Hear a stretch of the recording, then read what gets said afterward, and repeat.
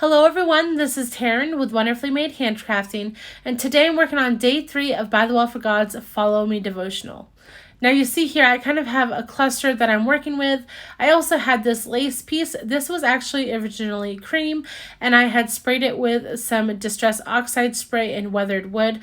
This was actually the texture for last month's kit that I didn't end up using all of it. So I decided to staple that to a paint chip card, but then I realized that I stapled it a little too high because I want that whole house to be seen on this tag and I don't want it hanging off. So I decided to rip off the lace from the tag because I really wanted to keep that lace, and I decided to change up the whole background.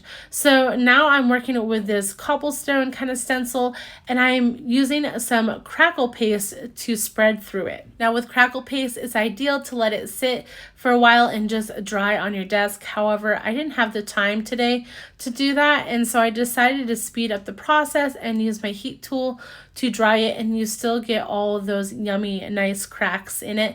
It's just going to be a little bit different. Now, while I have the time, I do kind of sit and wait for it to dry by itself just for a couple seconds while I distress the outer edges of this flashcard that says favor. It matches up with the devotional day today, which is Luke 2:40. And so I'm just kind of distressing those edges and not adding any coloring to them because I'm trying to keep this not so vintage, but you can see in the future, in a couple minutes, you'll notice that it kind of goes towards that style. It wasn't my, thought process when I was creating this tag. However, when things go quote unquote wrong for me, that's just where I go to try to fix things. And I wasn't quite liking this tag until I ended up making it a little bit antique looking. So, don't try too hard to do things that aren't your style. The rest of the month, I'm definitely going to try to keep with those pastels. But, if push comes to shove, just go back to what you're used to. So you can see here, now I'm just using that tiny attacher to staple the lace to the card itself because I will be adding another backer piece of that background paper. So that is why I'm doing that. I don't care about any staples going through the tag. That's what is great about using an extra background piece, is that you can just keep on adding staples or whatever you need to get those pieces down on the tag. It just makes it a lot easier when you know that you're going to be covering up the back anyhow. I also added some foam on the back side of this flashcard to make sure that it pops up over that lace so it's not all bumpy. And then I left a little bit of room at the top where I could slide that house underneath, but I had forgotten that I was going to try to dog ear the tag. But once I tried to rip off that foam tape, it was definitely pulling up the paper. So I decided instead to add just a little mini paper clip to the top, and that adds something extra up there to kind of fill that in. This is a spot in my card where I just don't know where I'm going. I had an idea at the beginning of this tag and it just didn't work out. So instead, I'm just kind of fussing with different kind of things, trying to give that extra oomph to this tag or extra design.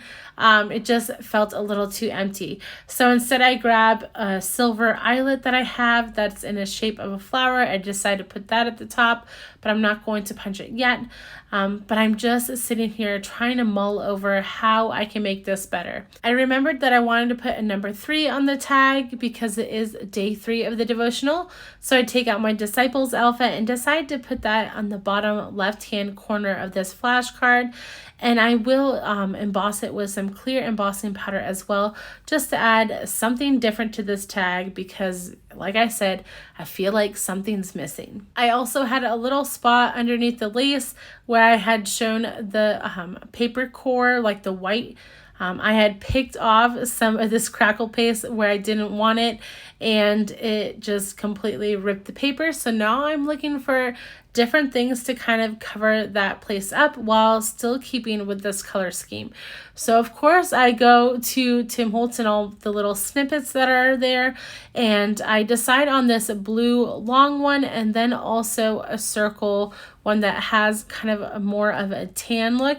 And this is kind of where the vintage antique vibe starts coming out again. I used my tiny attacher to staple one side of this blue snippet piece.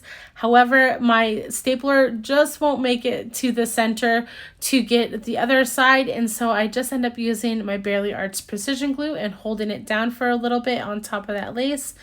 And now I'm going to come to this little circle part. But first off, I want to make everything cohesive. It's not. That's what was throwing it off for me. I didn't like how this white creamy crackle paste was more of a cream than a pure white, and everything else on this tag, all the other whites on the tag, are bright white.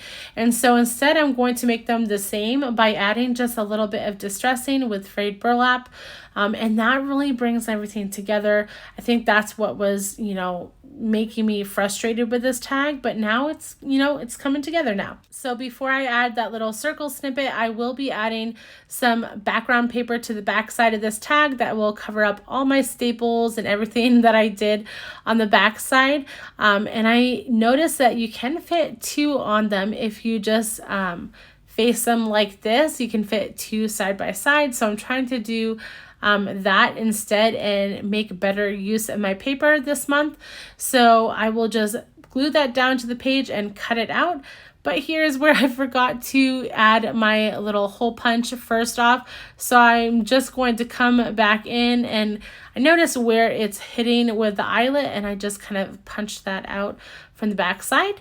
But now we get out the Glossy Accents. Now I know many of you got the Glossy Accents as a special little bonus goodie for being one of the first 300 orders over $50. And so I decided I would use that and show you how I like to use Glossy Accents a lot.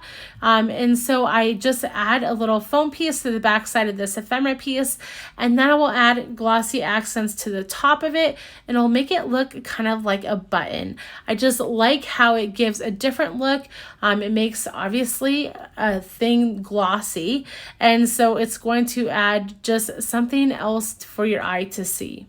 And after that, this tag will be done. If you've enjoyed this video, please like and subscribe to my channel. You can also hit the bell notification button so you don't miss any of my future videos.